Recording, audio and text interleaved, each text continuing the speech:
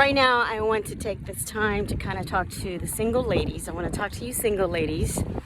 I want you all to pay very close attention because I think this is really, really important. And I just want to say that we must listen and take to heart what the men in our lives, meaning your father, your brother, your uncle, your guy best friend, when they tell you or they try to give you advice about guys that you, gentlemen, that you are getting to know, that you are getting to spend time with, that you are probably considering for a mate or whatever it may be. I can tell you from experience that I've had quite several advice from my father throughout my years as in my 20s, 30s, and 40s. And my father is a man, he observes a lot. He observes a lot. And he'll say a couple of phrases to let me know what's up, what's the four uno. And this is just like we women, we can see another woman and we know if she's good or not good, if she's up to good or not good.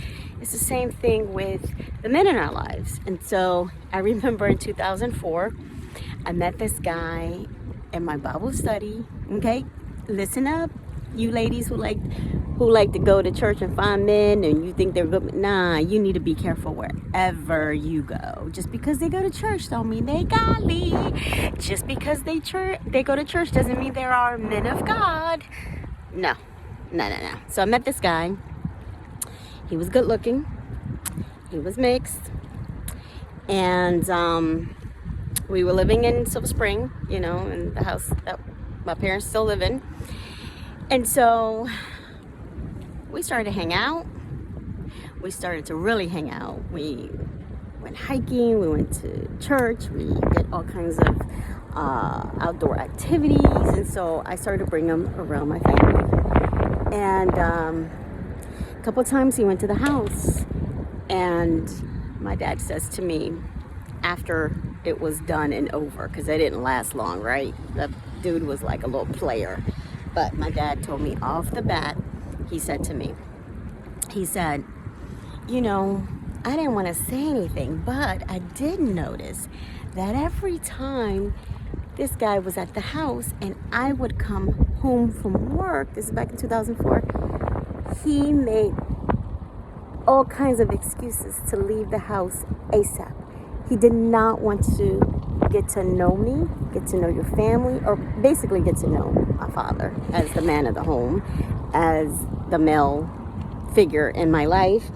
And so my father said, that speaks volumes when a man is not trying to get to know the men closest to your life, to your circle. And so his intentions were not good. His intentions were not pure. His intentions were not that of a man of God. And so the Lord cut that short really, really quick. And that didn't last long.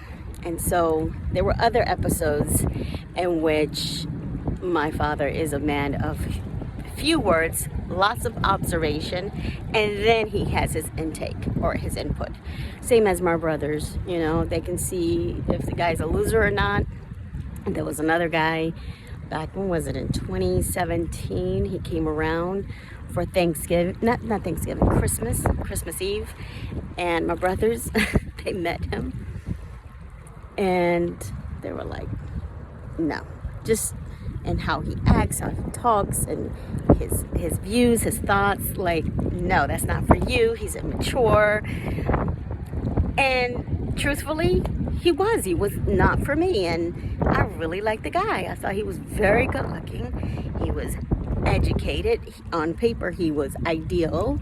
He was bilingual. He spoke Spanish, English. He was well traveled. Man, he was fine. He was very good looking. He had dashing green eyes, beautiful complexion, just very good looking man. But there was no substance there. He was not grounded. He was not there was no substance there.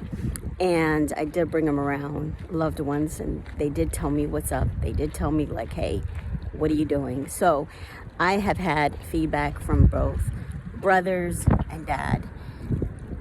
And even that same guy with the green eyes, I brought him around a guy friend who's married. We went to visit his family and everything.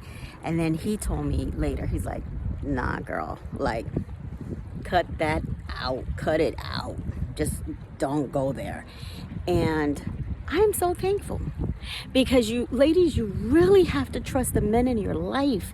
You really have to trust those uncles, those brothers, those dads, that they are really looking out for your best interest. They are really looking out for you.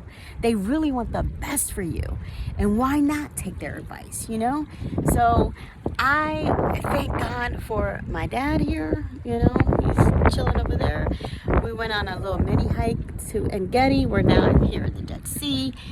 And just spending quality time with him and not taking him and his advices, you know, for granted, but really cherishing what he has to say, because at the end of the day, I'm his little girl. At the end of the day,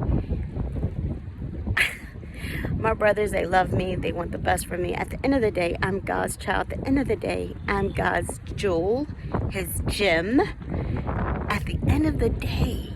So why would I not trust their advice or their input? And a lot of women, they just do their thing. They don't even bring the guy around loved ones.